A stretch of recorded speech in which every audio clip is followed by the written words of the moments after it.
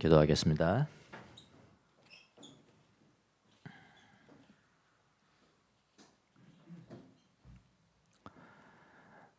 주님, 세상이 전쟁과 시끄러움으로 어둡고 주님의 빛을 찾을 길이 없다고 생각되어질 때도, 그럼에도 불구하고 주님 앞에 이 시간 예배를 드리오니 우리 예배를 받아주시고 하늘의 문을 여셔서 하늘의 축복을 받는 귀한 시간이 될 수 있도록 은혜를 베풀어 주옵소서.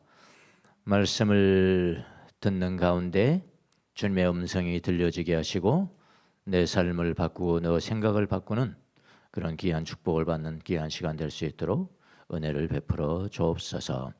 부족한 종을 세우사오니 입술에 기름을 부어주시고 기록된 말씀, 기록되지 않는 말씀까지도 주님의 은혜 가운데 전달이 되는 귀한 시간 될 수 있도록 도와주시옵소서. 예수님의 이름으로 기도합나이다. 아멘. 자, 오늘 말씀은 수고하고 무거운 짐진 자들아 다 내게로 오라. 은혜로운 초대죠. 예수님이 직접 초대하신 은혜로운 초대. 정말 아름다운 그런 초대입니다. 너무나 잘 알려진 말씀이고요. 오늘 말씀은 심지어 믿지 않는 사람들도 이 말씀을 합니다. 그리고 인용해요.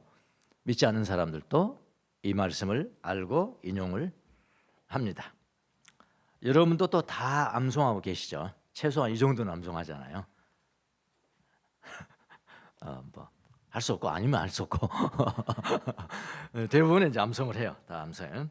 너무나 잘 알려진 말씀이기 때문에 근데 오해가 또 있는 말씀이에요. 항상 성경 보면은 굉장히 잘 알려지는 말씀, 가장 쉬운 말씀, 이런 말씀이 오해가 더 있어요. 어려운 말씀을 그래도 이렇게 풀고 저렇게 풀고 그래서 어느 정도 풀어지는데 아주 쉬운 말씀에 오해가 더 많은 것 같습니다. 너무나 유명한 말씀이어서 그 내용에 오해가 많은 말씀이기도 합니다.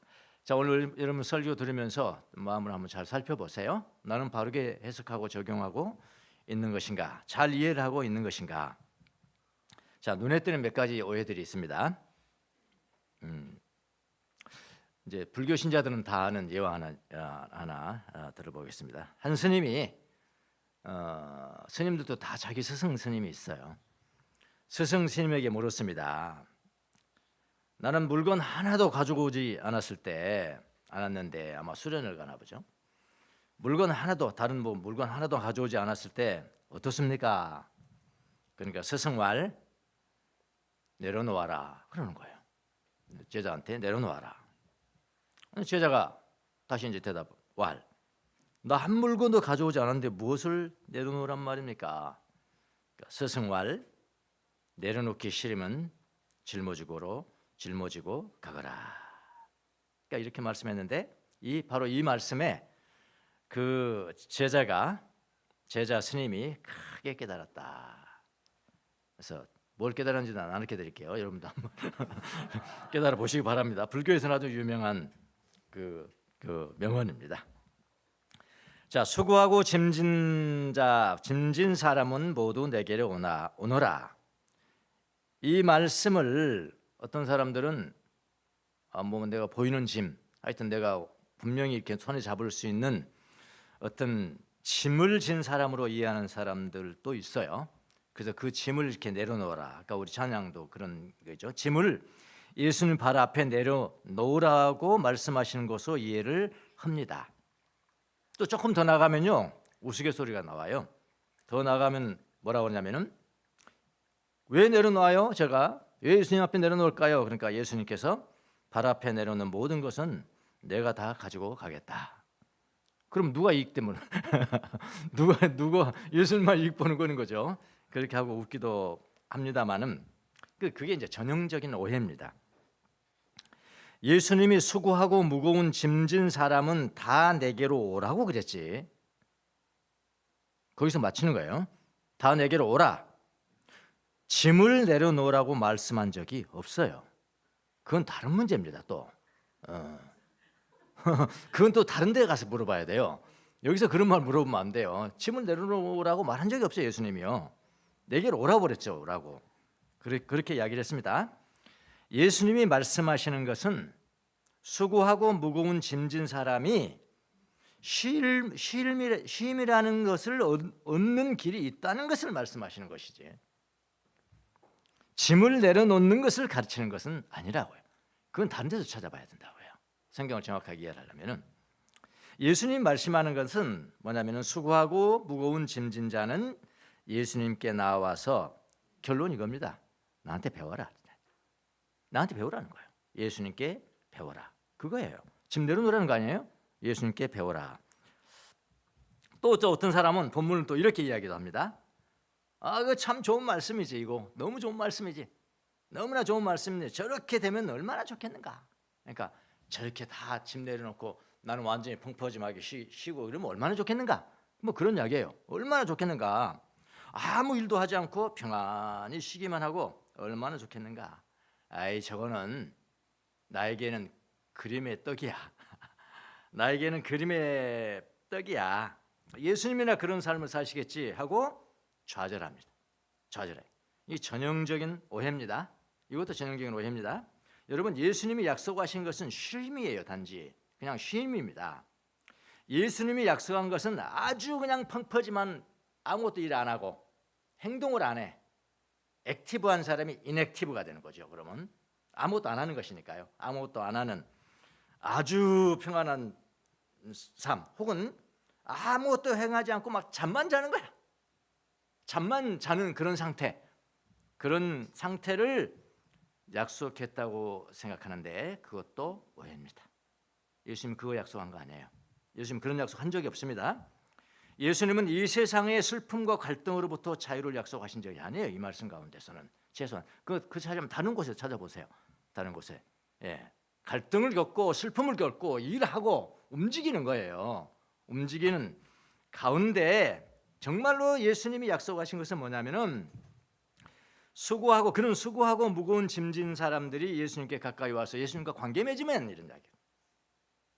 예수님이 학원 일타 강사고 우리가 배우라고 그러니까 또 그렇게 생각해요.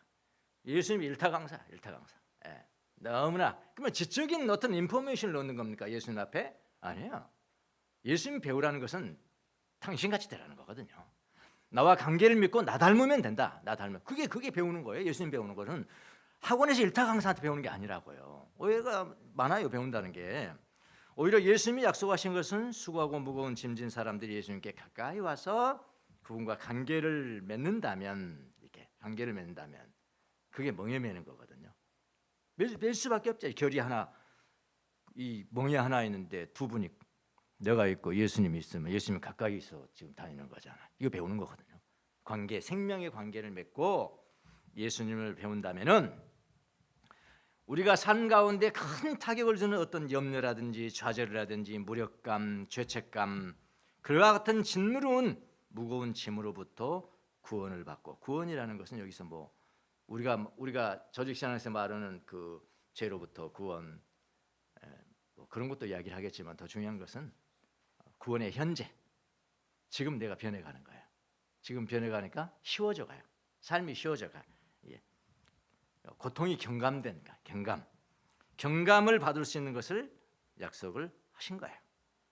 그러니까 너희 마음이 쉼을 얻으리니, 이거는 뭐냐면은 예수님을 배우는 사람은, 예수님과 동행하는 사람은, 예수님의 인격을 담는 사람은, 예수님이 되는 사람은, 작은 예수님이 되는 사람은, 그런 사람이 됐다면은 그의 마음 속에서 쉼이라는 것을 발견한 것이다. 이런 말이거든요. 오늘 본문을 정확하게 이해하면 발견한다는 의미지, 너 아무 행동도 안 할 거야. 내가 너 아무것도 안 해도 먹고 살게 해줄 거야. 그렇게 하면 오해십니다. 그건 다른 데 찾아보세요. 아주 그냥 잠자듯이 해줄게 내가. 슬픔도 없고, 그럼 죽으면 되겠네. 슬픔도 없고 갈등도 없고 고통도 없는 그런 상태로 만들어주겠다는 이야기가 아니다는 것을 우선 명심을 하시고요. 오해가 좀 풀리셨죠? 자, 그럼 여러분이 예수님이 요구하시는 것을 행하면 우리가 마음에 쉼을 찾게 될 것이라는 것인데 일 안 하고 쉬는 것이 아닙니다. 멍에를 벗겨준다고 이야기한 적 없어요. 예수님이 오히려 멍에도 하나 그냥 딱 주시는 거죠. 예수님의 멍에라는 거죠. 멍에를 벗겨주는 것이 아닙니다. 멍에는 그냥 멍에예요. 멍에는 짐은 짐이에요. 예. 자, 그러면 예수님이 요구하는 것은 단 하나입니다. 그게 무엇일까요? 예수님께 배우라는 거예요. 예수님께 배워라. 자, 28절 29절 한번 보겠습니다. 수고하며 무거운 짐을 진 사람은 모두 내게로 오너라. 내가 너희를 쉬게 하겠다. 29절. 나는 마음이 온유하고 겸손하니 내 멍에를 메고 내게 배워라. 그러면 너희는 마음의 쉼을 얻을 것이다. 자, 본문에는 명령형 동사가 3개가 나옵니다. 하나는 내게로 오너라 라는 거고, 내게로 오너라. 둘은 뭐냐면 내 멍에를 메라. 이렇게요. 둘은 내 멍에를 메라는 것이고, 셋은 뭐냐면은 내게 배워라. 요 3가지 명령형 동사입니다. 현재 명령이니까 계속해서 그렇게 하라는 거죠. 계속해서 예수님 앞에 나오고, 계속해서 예수님을 메고, 멍에를 메고, 계속해서 예수님 앞에 배우라는 그런 의미입니다. 그런데 예수님께서 이 말씀을 하시는 어떤 배경, 첫 번째 배경을 좀 아셔야 돼요. 마태는 지금 유대인이잖아요. 유대인을 위한 복음이 마태복음이에요. 항상 그 사람은 유대인들 자기 동족으로 생각해요. 이런 거 하나 하더라도요. 이거 마태복음에 있는 말씀이거든요. 이게 지금.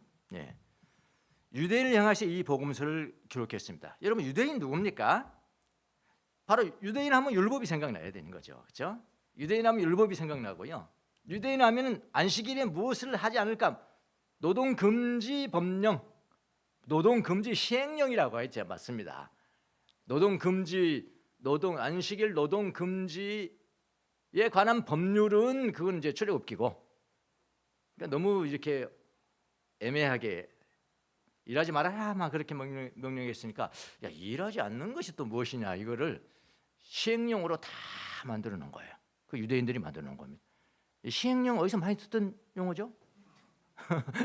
요즘 시행령 법칙 뭐 이런 거 있잖아요. 시행령, 이게 악한 독재자들이라는 겁니다. 이게. 예, 히틀러도 그렇게 했어요. 시행령을 막 쫙 버렸어요. 39가지 종류, 39가지 종류의 시행령을 만들어 놓은 겁니다. 너 출애굽기에 하나님의 명령을 지키려면 뭐 지켜야 돼? 이 시행령을 지켜야 돼. 이 시행령을 지켜야 되는 거야. 그렇게 만들어 놓은 거예요. 그들이 그 율법에, 그러니까 그 사람들은 유대인들이 가는 뭐라고 하냐면 그 시행령을 지키는 것이 그게 뭐냐면 멍에입니다. 멍해진다고 그래. 그게 시행령을 지키는 게 멍해지는 거예요.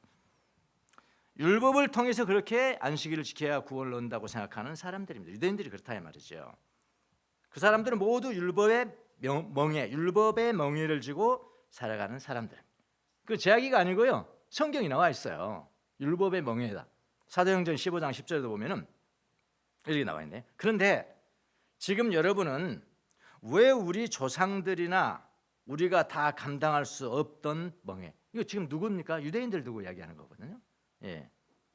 우리 조상들이나 우리가 다 감당할 수 없던 멍에를, 그 율법을, 그 멍에를 제자들의 목에 메워서 하나님을 시험하는 것입니까? 이렇게 이야기하잖아요. 그러니까 유대인들은 율법의 멍에를 지고 가는 사람들입니다. 특히 바리새인들은 안식일 규정만 하더라도요, 아주 복잡한 시행령을 지켜야 되고요. 이만큼 무거운 것은 들어도 되는 거야, 아닌 거야? 또 몇 킬로 되는 것은 가도 되는 거야, 안식일 날 가도 되는 거야. 그러니까 율법에 보면은 베다니, 예루살렘에서 베다니는 안식일 날 가기에 괜찮은 거리. 누가 만들었어요? 저들이 만들어 놓은 거예요. 저들이. 하나님은 그런 말씀하신 적이 없어요. 예. 하나님 자비를 행하기 위해서는 아니 10리 20리라도 가는 상관이 없어요. 그거는요. 근데 저들이 만들어 놨다고. 요거는 괜찮고 주일 안식일 날 요거 넘으면은 일이야. 그거는 금지하는 거야. 그게 멍해죠. 완전히 멍해죠. 복잡한 규정. 이 안식일 금지 시행령에 대해서는 또 다음 주에 또 나올 겁니다. 바로 안식일 나오거든요. 예. 바로 12장 안식일. 예. 뭐 이 정도 일을 해도 되는지 안 되는지 복잡한 규정입니다. 그 율법 지킴의 이 무거운 짐을 무거운 짐을 등에 지고 가는 사람들아. 지금 마태가 상징하고 있는 생각하는 사람들은 그런 사람들이라고. 이 수고하고 무거운 짐진 사람들아. 그래서 멍에를 맨 사람들, 율법의 멍에죠. 율법의 멍에. 근데 예수님은 무슨 멍에를 지금 언급하고 계십니까? 내 멍에. 그러니까 멍에가 두 개가 있는 거예요. 율법의 멍에를 지는 사람이 있고, 그 다음에 누구예요? 예수님의 멍에를 지는 사람이 있고. 이 차이가 대단히 중요하겠죠. 예수님의 멍에는, 율법의 멍에는 뭐고 예수님의 멍에는 무슨 차이가 있는 것이냐, 그런 거죠. 자, 그들은 뭐라고 그러냐면, 유대인들도 하나님을 사랑하기 때문에, 우리가 하나님을 사랑하기 때문에 율법을 그렇게 지키는 거야, 그렇게 믿었다고요. 사실은 다. 이런 사람들에게, 그런 사람들에게 예수님은 뭐라고 그러시냐면은, 예수님께 나와서 예수님, 바로 당신의 멍에를 지라고 명령하시는 거죠. 그렇죠? 그러니까 율법의 멍에와 예수님의 멍에는 무슨 차이가 있을까요? 이 차이를 알아야 더 중요하단 말이에요. 율법의 멍에와 예수님의 멍에의 차이점.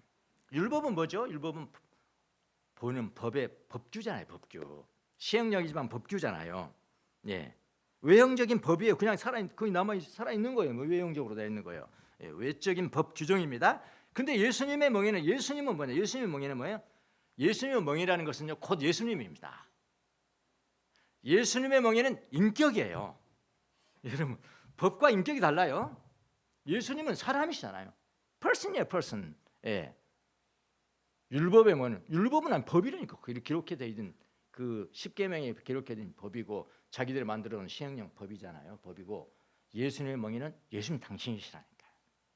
person이에요, person. 인격이죠. 율법은 의무를 강조하잖아요. 이거 해야 된다, 해야 된다. 의무를 강요합니다. 예수님은 사랑과 자발성을 강조합니다. 이런 차이가 있어요.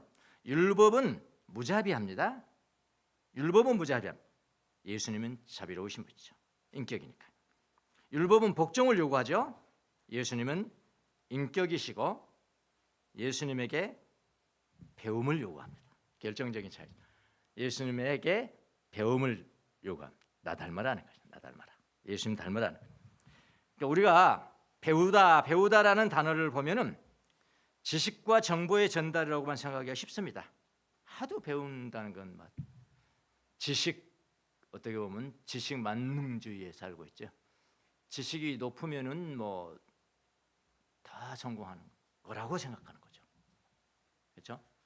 그래서 대학도 서열화가 다 미국이죠. 거기 거기 대학 나왔어? 와, 이 사람은 달리게 보이고 이 사람은 다른 사람으로 보이고 그러는 거예요. 요즘 또 의대가 나는 그런지 몰랐어요. 최근에 나는 알았어. 의대가, 여러분, 의대라고 그러지 지방 의대라고 안 합니다. 여러분, 의대가 서열이 다 전국적으로 서열이 돼 있어요. 인서울에서부터 정원을 쭉 돼가지고 수능 점수가 맞잖아. 그러면 예전에는 서울에 있는 어느 뭐 대학도 가고 뭐 그렇게 갔는데 지금은 의대부터 먼저 쫙 따져. 이제 아시는 분 많으시네. 저도 최근에 알았어요. 서울에부터 모든 지방을 제주도까지 망라한 의대가 서열이 딱 돼 있어요. 거기에 딱 차야 돼요.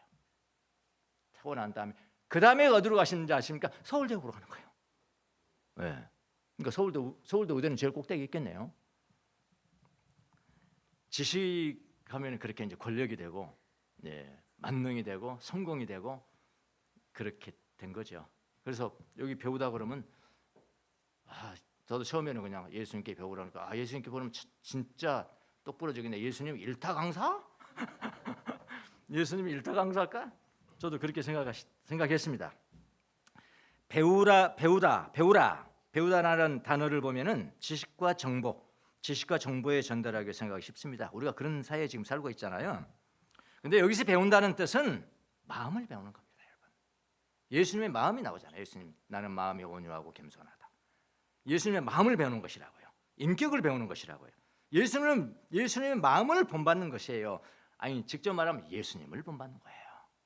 예수님의 멍에를 끼라는 것은요, 나같이 되라는 거예요. 간단해요. 나같이 되면 돼. 나같이 온유하면 돼. 나같이 겸손하면 되는 거야. 그러면 쉴 수 있어. 벗겨준다는 거 아니에요? 멍에 벗겨준다는 것도 아니고 일하지 못하도록 딱 해놓고 그거 아니라고요. 그거 전혀 다르다고요. 예수를 본받으면은 이 혼란과 고통스럽고 짐을 진 이 사회에서 내가 살지만은 내 마음속에 쉼이 있다는 거예요. 경감이 있다는 거예요. 그 아픔에 경감이 있다는 거예요. 그러니까 예수님과의 관계를 통해서 그건 가능하잖아요. 그 멍에는 관계라고요. 그러니까 예수님이 직접적으로 말씀하신 것도 있지만 뜻을 본 뜻이 있고 어떤 메타포를 사용해서 그것도 하나의 메타포잖아요. 이 멍에라는 것도 메타포잖아요. 그러니까 멍에 한 멍에를 둘이 쓰고 가니까 예수님과 나하고 쓰고 가니까 이건 예수님과 동의하지 않으면 될 수 없는 거죠. 예수님과 춤을 추지 않으면 자기가 힘들어요. 맞죠? 멍에 하나 멍에 쓰면은 그분이 인도하신 대로 잘 이렇게 슬로우 퀵킥을 잘 하셔야 돼요. 어디서 많이 듣던 이야기. 슬로우 퀵킥 하면서 잘 따라가셔. 그 리더를 잘 따라가시면 배우게 돼. 뭘 배워? 마음을 배우게 돼. 인격을 배우게 돼. 그것을 예수님께서 이렇게 표현하신 거예요. 상징어를 이 나의 멍에를 메라는 말씀을 사용하시는 것입니다. 이제 아시겠죠? 율법의 요구와 예수님의 요구가 무엇인지. 그러나 율법이나 예수님의 요구이거나 멍에인 것은 같아요. 사실 어떻게 보면 멍에입니다. 멍에는 그 자체가 짐입니다. 그러나 예수님의 멍에는 사랑이라고요. 사랑. 예수님도 요구하시잖아요. 뭐 하라 하는데 우리가 율법의 요구를 응하기 위해서 우리가 하는 것과 예수님은 사랑해야 되잖아요. 예수님이 우리의 스승이고 우리의 선생님이지만은 그분이 명령하고 나는 의무를 지키는 그런 관계가 아니잖아요. 우리의 사랑의 대상이잖아요. 내 어머니보다 사랑해야 되고 아버지보다 사랑해야 되고 내 아내보다 사랑해야 되고 내 남편보다 사랑해야 되고 내가 가진 모든 것보다 사랑해야 될 분이 예수님이시잖아요. 사랑이거든. 그 사랑. 예수님의 멍에는 사랑입니다. 율법의 멍에는 복잡한 법 규정을 지키는 것에 중점을 두지만 예수님의 멍에는 예수님에게 배우는 것이에요. 율법은 외적인 규범이고요. 예수님은 인격적 관계입니다. 내게 배우라는 게 인격적 관계를 가져라. 그래서 뭐라고 그러냐면 예수님이 내 멍에는 쉽다 그랬어요. 내 멍에는 쉽다, 친절하다, 선하다, 평안하다, comfortable 한다. 근데 여기에 쓰인 이게 형용사거든요. 여기에 쓰인 형용사가 어떤 형용사냐면은 모두 다 어떤 비인격에게 사용되는 형용사가 아니고요, 인격에게 사용합니다. 그러니까 예수님의 멍에는 쉽다, 선하다 이게 다. 그러니까 예수님의 멍에하면 멍에를 빼버리시면 돼요. 사실은요. 예. 인격에게 사람에게 사람들을 묘사할 때 쓰인 단어라고 합니다. 그래서 결국은 예수님의 멍에라는 것은 예수님을 의미하는 거라고요. 예. 만약 바리새인들이 예수님께 나왔다 합시다. 예수님께 나와서 예수님의 멍에를 메고 예수님을 배웠다면은 율법을 지키는 것이 어디서부터 시작돼야 되냐면은 하나님을 사랑으로부터 율법을 지키는 것이 하나님 사랑으로부터 나온다는 것을 알게 됐을 거 아니겠어요. 예수님에서 나왔다면 그들이 지키는 율법의 절반 이상은 떨어져 나갔습니다. 저는 그렇게 생각합니다. 그게 경감이잖아요. 그게 쉼이라고요. 예. 예수님도 법 지키라고 그랬어요. 율법은 선한 겁니다. 나를 사랑하냐? 내 계명을 지켜라 그러죠. 그것도 쉼일 수 있잖아요. 계명 지키는 게. 근데 사랑이 우리가 사랑함으로 지키기 때문에 그건 경감이 되는 거죠. 예. 율법을 다 버리는 것이 아닙니다. 율법은 선한 거예요. 예. 잘못 만들고 잘못 해석한 율법이 멍에가 됐죠. 자, 오늘 말씀은 유대인이나 바리새인에게만 적용되는 것이 아니고요. 모든 이방인에게도 적용되는 겁니다. 그러니까 여러분과 저에게도 적용되는 거예요. 우리에게도 적용이 됩니다. 우리는 다 수고하고 무거운 짐을 지고 가는 짐진 자들이에요. 쓸데없는 좌절감, 무거운 미래에 대한 염려, 이것이 날마다 지고 가는 짐이잖아요. 근데 예수님은 진짜 우리가 하는 그 염려, 걱정의 90%는 내일 이후에 일어날 일이거든요. 한번 여러분 따져보세요. 내가 지금 뭘 걱정하고 있지? 다 내일 이후예요. 이후. 예수님 오죽하면 그랬겠어요. 내가 너를 선택했다. 너희들을 선택했다. 그러니 뭐 하지 마라? 내일 일을 염려하지 마라. 그렇게 나가는 거거든. 우리가 하나님의 선택받은 자녀라면은 내일 일을 염려하지 마라. 그리고 그 염려가 없어지는 게 아니고요. 그냥 내일 일의 염려는 내일이 하도록 놔둬라. 그런 이야기거든요. 그런 뜻이에요. 마태복음 5장에 내일 일을 지금 염려하지 말고 내일 일은 누가 해야 돼? 누가 해야 돼? 내일이 하도록 하라. 내일이. 그러니까 결정적으로 내게 염려를 가져다준 이 적이 뭐냐면 내일이라고 해요. 내일. 그래서 저도 그걸 하나님 앞에 이렇게 적용하느라고 좀 고생을 했습니다. 그렇게 내일 염려가 팍 다가올 때 내일아 잠깐 비켜라. 내일이 나를 지배하려고 할 때 그건 수시로 와요. 내일. 잠깐 비켜주라. 잠깐 비켜줄래? 나는 지금 살고 있는 거야.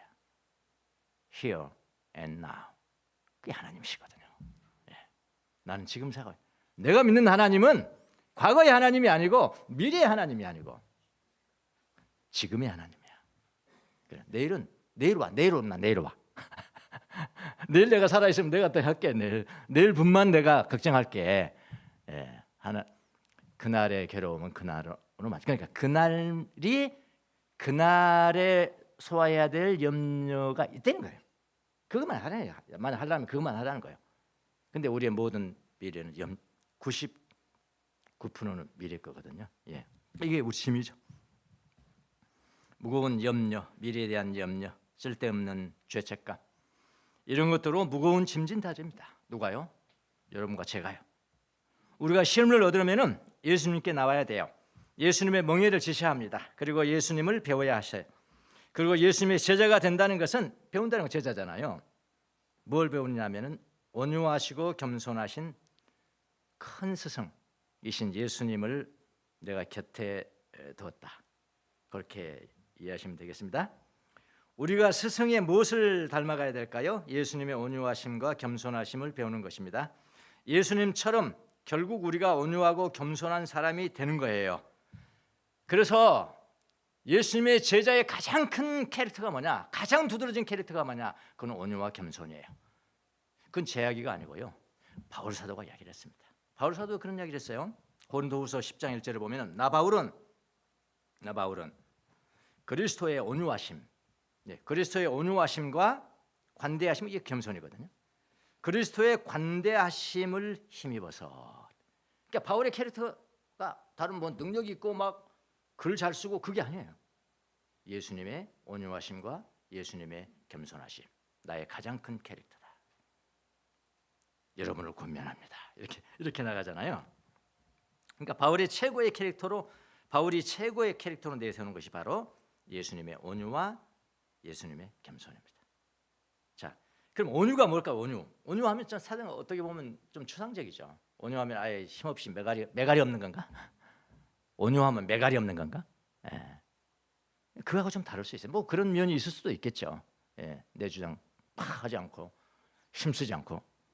자, 온유는 무엇일까요? 이렇게 우리 위대한 선배들이 정의를 했습니다.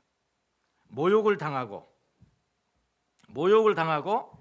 고된 일이 닥쳐서 모욕을 당할 뿐만 아니라 하여튼 내 때문이 아니고 누구 때문에 어쨌든 고된 일이 닥쳐서 이마에 땀을 흘리게 되어도 그것에 무감각할 수 있는 능력, 이게 온유래요. 또 다르게 이렇게 했습니다. 온유는 칭찬받거나 칭찬을 받지 못하거나, 어떤 사람들은 칭찬을 기다리잖아요. 근데 칭찬 못 받을 때도 있잖아요. 또 존경을 받지 못하거나 존경을 받지 못하거나 사랑을 받지 못하거나 영원히 영향을 받지 않는 영구적인 상태, 여기 온유래요. 이해하기 어려우십니까? 이해하기 어려우시면 여러분 아직 안 온유하신 거예요. 이해하기 얼마나 쉬우면 많이 경험하고 살아가시는 겁니다. 정말 딱 이해가 되면은 맞아. 그때 내가 그렇게 온유했구나. 그게 온유했구나. 근데 뭔 말하는 거예요 지금? 뭐라고? 존경을 받거나 존경을 받지 못하거나, 칭찬을 받거나 칭찬을 받지 못하거나, 사람으로부터 사랑받거나 사랑받지 못하는, 아무 상관이 없는 그런 마음의 상태. 말도 안 되는 소리라고. 이러면 온유하지 않으시는 거라니까. 무슨 말인지 아시겠습니까? 그래서 완전한 온유의 표식은 무례히 행했던 사람에게 화평하고 사랑하는 마음을 품는 것입니다. 이것도 생소하면 아직 안 온유하시는 거라니까. 온유의 힘입니다. 이게 온유의 힘. 겸손은 무엇일까요? 그 당시에 겸손이라는 것은 노예의 근성이었거든요. 그래서 싫어했어요. 헬라 사람들도 싫어했고 유대인들도 싫어했습니다. 근데 예수님이 이 말씀을 하시는 겁니다. 예수님의 제자들은 겸손해야 된다. 노예처럼 살아야 된다. 그랬거든요. 겸손은 또 이렇게 정의됩니다. 자기들이 다 행해서 터득한 지혜들이에요. 이것들이요. 항상 자신의 업적을 잊어버리는 거. 내 그냥 업적을 항상 잊어버려. 내가 그런 일 했어? 내가 그런 일, 그게 아닌 거예요. 다 잊어버리는 것. 겸손입니다. 겸손이란 세상에서 자신이 가장 중요하지 않는 사람이에요. 여러분, 몇 명이 사랑하는도 안 알아주잖아요. 내 공을 안 알아주면 거기서 그냥 입에 이제 거품 푸는 거죠. 속에서 전쟁이 나는 거예요. 내가 이렇게 했는데, 이 일을 내가 했는데 나를 못 알아주단 말이야. 이건 겸손이 아닌 거예요. 겸손이란 세상에서 자신이 가장 중요하지 않는 사람이요, 가장 큰 죄인이라는 사실을 인정하는 것입니다. 그러니까 어렵죠. 어려운 거. 우리 지금 어려운 길을 걸어가는 겁니다. 힘내 그럴 사람이 없어요. 사실 저를 비롯해서 모든 사람. 겸손은 자신이 연약하고 무력하다는 것을 의식하는 것이다. 나는 무력하다. 나는 연약하다. 겸손은 하나님의 은혜와 자비를 인정하는 것이다. 하나님의 은혜와 자비를 인정하는 것이다. 겸손은 항상 통회. 그러니까 슬픔이 가득해요. 거룩한 슬픔이에요. 펜토스라고 그래요. 펜토스. 탄식하는 거죠. 이런 사람들이 힘이 있어. 겸손하지만 힘이 있어요. 보이지 않는 힘입니다. 이런 예수님의 마음을 배우면, 예수님께서 가르치는 건 클라이맥스입니다. 이런 예수님의 마음을 배우면은 너희가 쉼을 발견할 것이다. 오해하지 마시기 바랍니다. 뭐 짐 다 내놓으면 어디다 내놓습니까? 예수님 가져가서 뭐 합니까? 그겁니다. 그거. 자, 왜 예수님의 온유와 겸손을 배우는 것이 우리에게 힘이 될까요? 예수님의 멍에는 쉽대요. 예수님의 멍에는 쉽고 예수님의 짐은 가볍기 때문이다. 30절에 보니까 그래서 내 멍에는, 개역 성경이 새 번역에는 내 멍에는 편하고, 이게 잘된 번역입니다. 편하고 내 짐은 가볍다. 또 개역 성경은 이는 내 멍에는 쉽고 그랬는데 오히려 편하고 같다. 쉽고 내 짐은 가벼움이라 하시느라.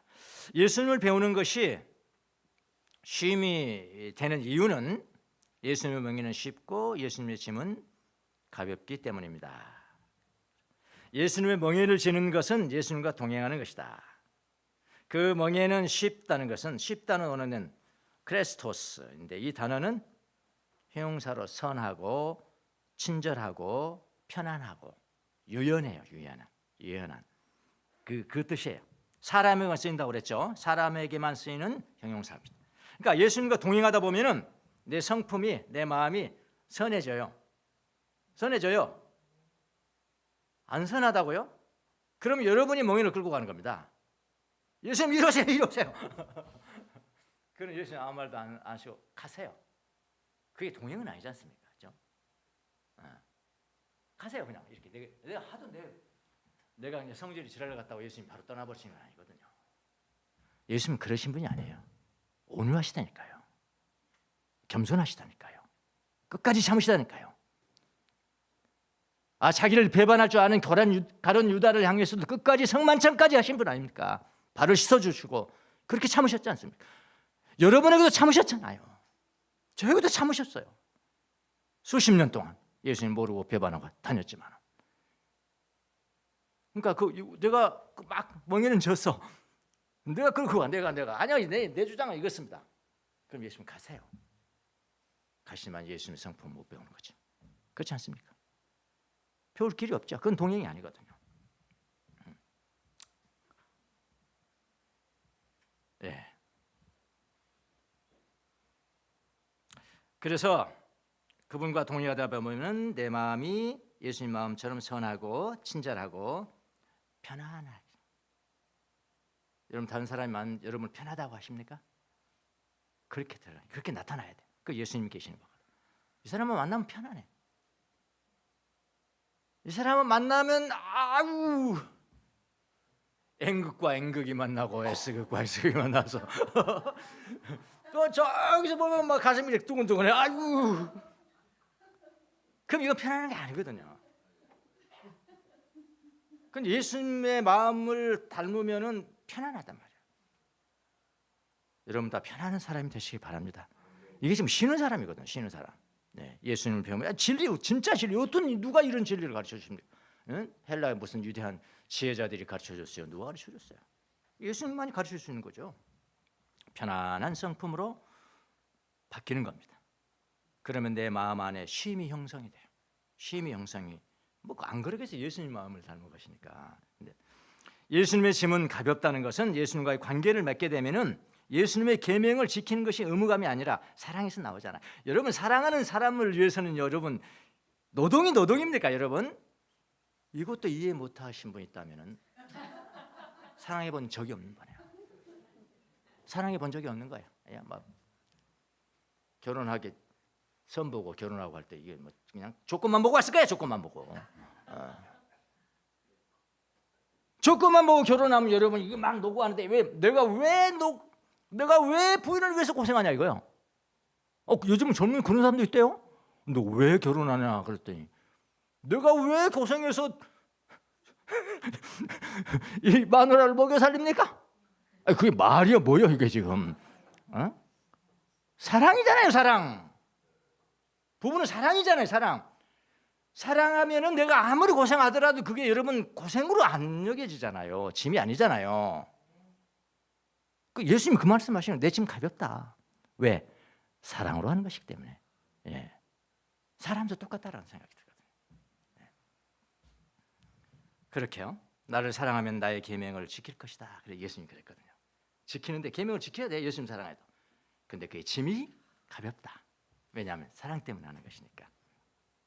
요한복음 14장 15절 너희가 나를 사랑하면 내 계명을 지킬 것이다.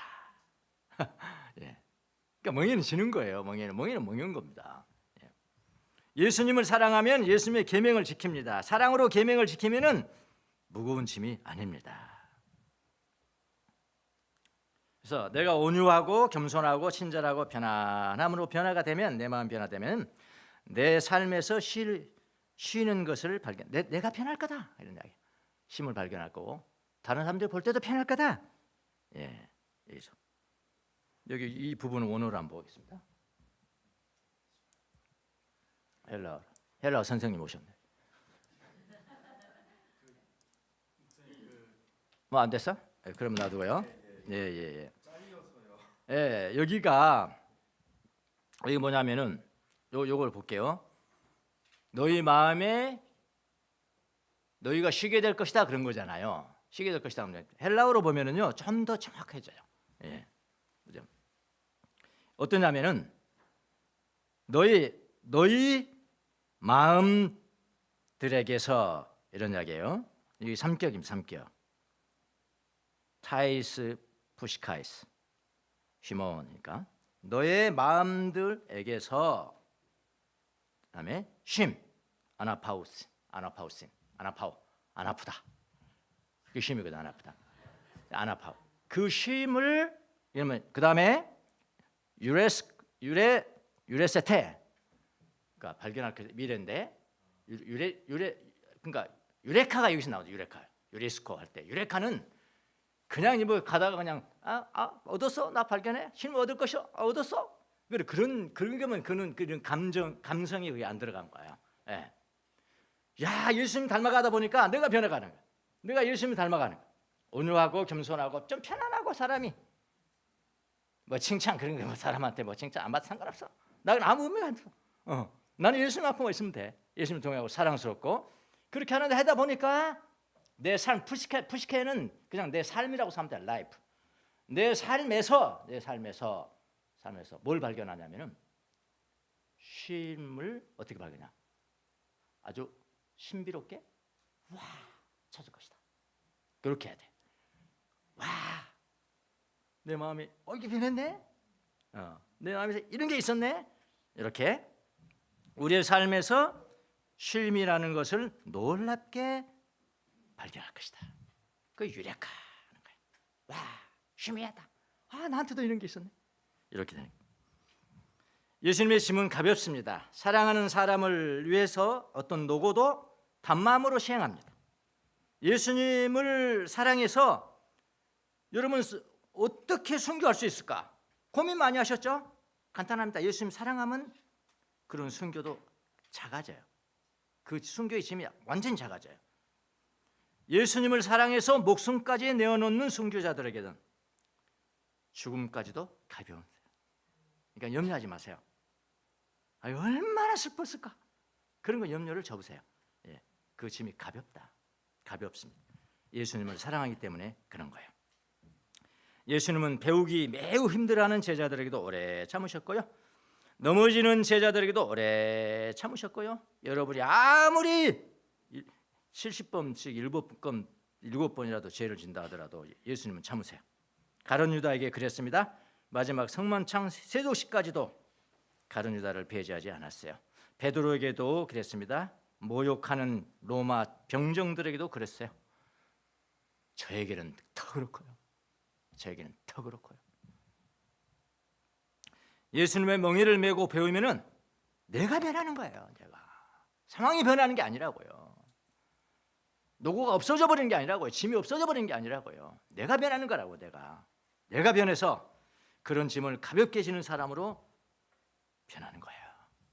이게 진리입니다. 저는 이제 뭐 상담들을 법률 상담들을 이렇게 해주다 보니까 말도 안 되는 거 가지고 상담하는 사람들이 있어요. 그렇게 귀찮게 구는 거예요. 다 이야기하시는데 또 아무 때나 찾아와가지고 막 이렇게 와 이게 짐인 거예요, 짐. 그래가지고 도망가 버릴까 그냥 이렇게. 언제 올 줄 알면 내가 도망이라도 가지. 아무 때나 와 보니까 이거 도망가지도 없는 거. 하루는 불쑥 나타났어요. 그분이. 내가 보니 말도 안 되는 불쑥 나타. 말도 안 되는 거 가지고 나오면 이건 그분은 고생 안 해요. 내가 고생한 거지. 그래 딱 나타났어요. 그냥 쭈삣했어. 그런데 그날 제가 묵상한 말씀이 뭐냐면은 이 말씀이라. 나는 마음이 온유하고 겸손하니. 그 말씀이 딱 떠오르는 거예요. 그래서 오늘은 잘 들어줘야 돼요. 그래서 그야말로 무엇이든지 말씀하세요. 말씀하고 싶으면 다 해보세요. 내 마음 진짜 그랬어요. 그냥 뭐 이거 무시하면서 그런 것이 아니고 예수님이 마음을 낮추라고 그랬으니까 온유하고 겸손하라고 그랬으니까 정말로 마음을 열고 다 들어주세요. 그러니까 편하더라고 듣기가 편해요. 듣기가 편해요. 그리고 제가 그때 약속이 있었거든요. 제가 사실은 몇 시 몇 분에 약속이 있습니다. 그랬더니 염려하지 마세요. 그것도 지켜주겠다는 거예요. 그리고 이야기를 다 들어줬어요. 다 들어줬더니요. 이분이 무작정 무한대로 시간을 끌고 간 게 아니고요. 딱 시간을 지켜주더라고요. 죽고 난 다음에 선물까지 저한테 주고 가더라고요. 막 가세요 그러면 안 가. 그런 말 해도 안 가는 분이거든요. 그래서 와 이런 일이 있구나. 그럼 뭐가 달라졌습니까? 그냥 전혀 짐이 되지 않았어요. 그냥 그거 하는 동안에. 그래서 제가 묻고 싶은 거 이겁니다. 누가 변한 겁니까? 그건 제가 변한 겁니다. 그렇잖아요. 그분이 변한 거 제가 변한 겁니다. 저는 제 마음에서 편안함, 온유함, 선함 그걸 발견했어요. 그래서 제 짐이 가벼워지는 것을 느꼈죠. 아, 이거구나. 내가 예수님처럼 되는 거야. 수고하고 무거운 짐을 지신 분 계십니까? 예수님께 나오세요. 나오십시오. 예수님의 멍에를 지십시오. 이거는 다른 말은 뭐라고요? 예수님과 하나가 되십시오. 그리고 예수님에게 배우십시오. 예수님의 제자가 되세요. 예수님의 마음을 배우십시오. 온유하고 겸손한 마음을 품으십시오. 편안한 사람이 되세요. 예수님을 닮으세요. 제자는 스승을 그대로 닮아야 되는 겁니다. 이게 배우는 거예요. 일타 강사한테 배우는 것이 배움이 아니에요. 진짜 배우면 스승과 똑같아야 돼요. 인격이 똑같아져야 돼요. 여러분의 마음이 온유하십시오. 겸손하십시오. 좀 편하세요. 선하십시오. 친절하십시오. 좀 유연성을 좀 가지고 싶게요. 그 뜻이단 말이에요.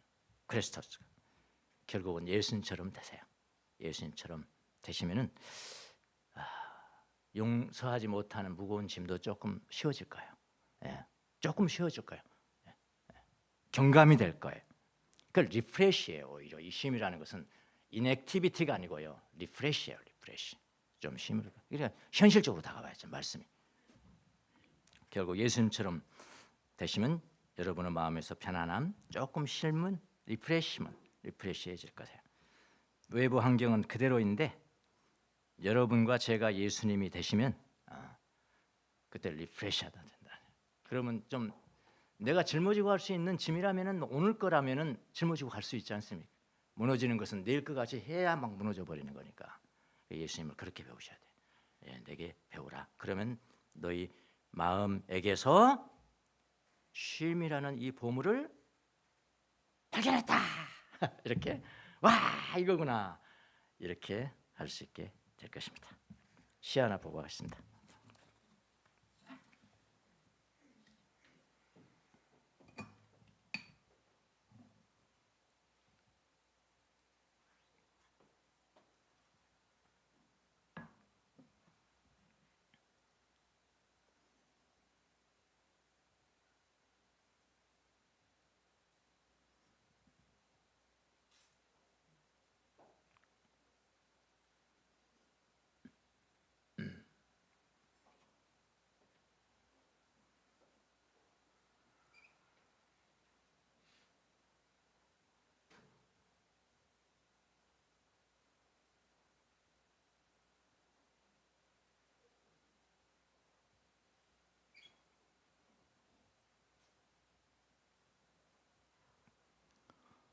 예, 제가 이분이 뭐 크리스찬인지 아닌지 잘 모르겠습니다. 시인들은 내가 크리스찬이다, 불교인다 그런 표현 안 씁니다. 정규적인 표현 안 쓰고요.